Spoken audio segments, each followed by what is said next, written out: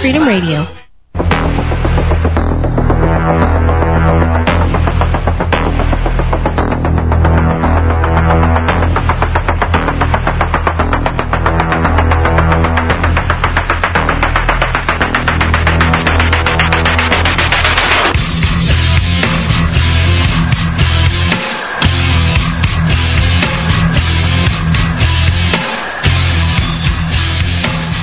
We're back. You're listening to the Intel Hub. Our guest is Michael Cesarian. Michael, can we get into the Fabian Society? What is the Fabian Society? Can you break that down for us a little bit? Well, technically it started in the universities of England. I think it was Oxford. And that's, again, on paper. But basically the Fabian Society itself is rooted again in the similar type of ploy that we were talking about in an American context that had to happen in England because of the revolutions that were ready to take place there. After the First and Second World War, when men were coming back from the wars where they'd seen millions of their comrades die, and then they come back to find out that pretty much nothing has changed in England, there was going to be severe revolution. And don't forget that, as we said, England is a small place. These estates of the oligarchs were everywhere you looked. They employed armies of servants, armies of Irish cooks, and what have you.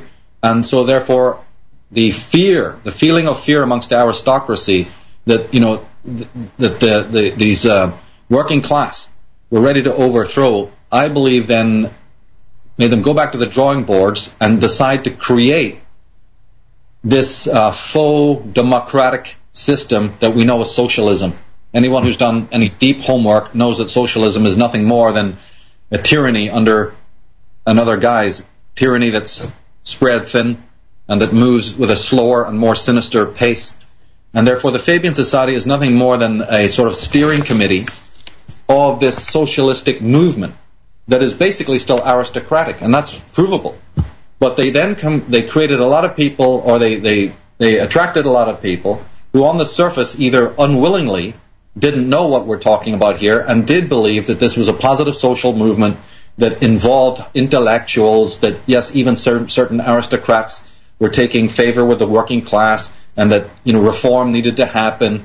And under that pretext, up until today, by the way, they still put out literature along these lines without realizing that, again, the spider at the center of their web is the same old royalists, the same oligarchical concerns, but this time it was to offset uprising and revolution within Britain. This is what had to be done, because the old way, the old hierarchies simply would not be allowed. And so therefore there was the rise of the socialist movements, the left-wing movements, the Labour Party of England.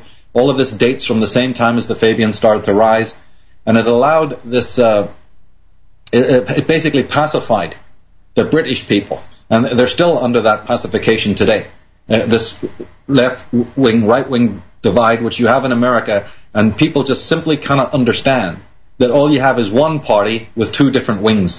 One party exists, the hidden elite, and they just have these two different offshoots, these two sort of hybrid children, these demonic children, that everyone thinks that if you join this party, something will really happen. And then they give you a certain amount of reform. Don't forget that when the Fabians arose and when the socialist movements arose, yes, you were able to get some benefits.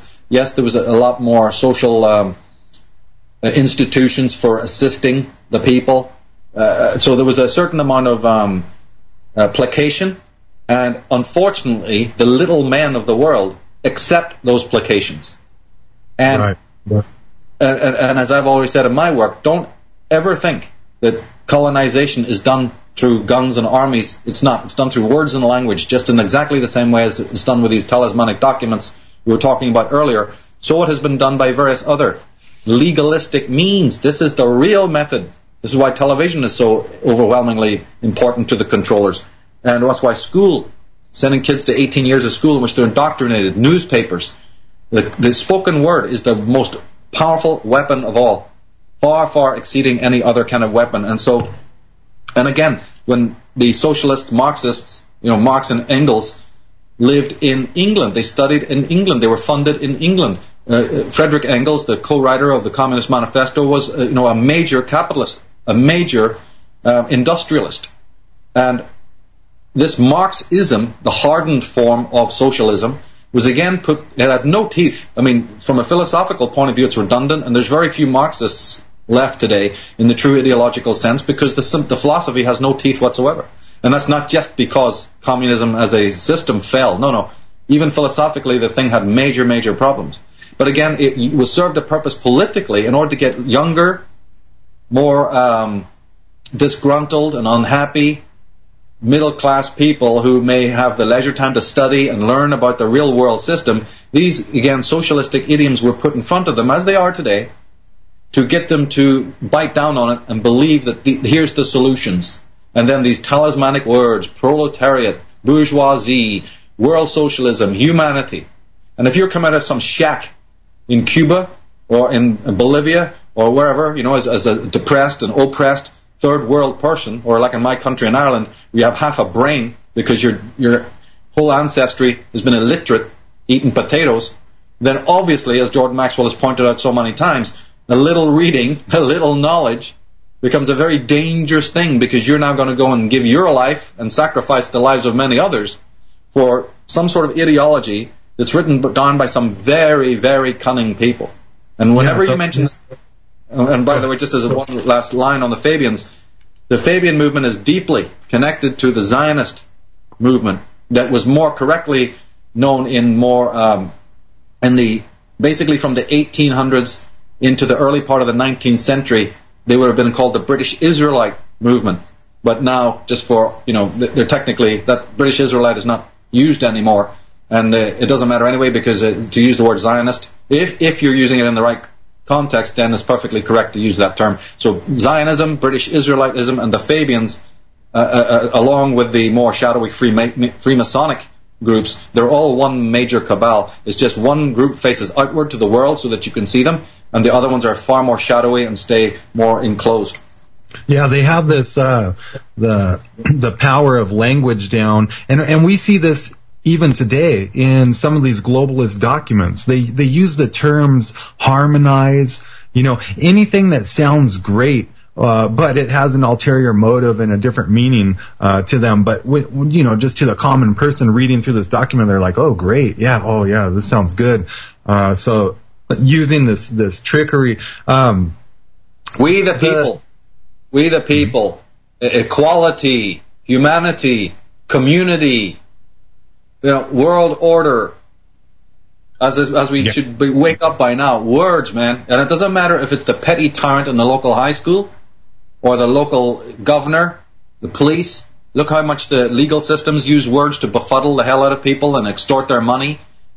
And all the way up to the governmental level. It is with the word. It is with the power. Shakespeare said, with the words I open the world, Yeah. A lot of times we see societies like this work their ways into other organizations. Did this Fabian Society work their way into any other organizations?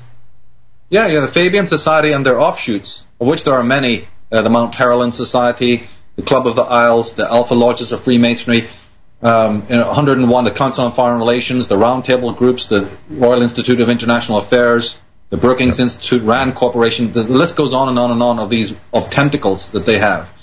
I've often used the point that if you go and study the door, just because I'm into symbolism, you just study the doorway of 10 Downing Street in England and go and study the doorway of the Council on Foreign Relations, and you'll have a shocker because they're practically the same. So these organizations are all the same. And through these various orgs that they have funded, some, as I say, more obvious and some more shadowy, just in the same way that all eyes were on the so-called communist threat, right, in America, where you kind of knew that mafia and communism was a threat. Well, in the same way, these individuals have seated themselves, funded by very, very powerful organizations that finally took over the banks, created the Depression of America, and so the banking institutions, the education, the medical associations, and certainly the press. These are all organizations that eventually got overthrown and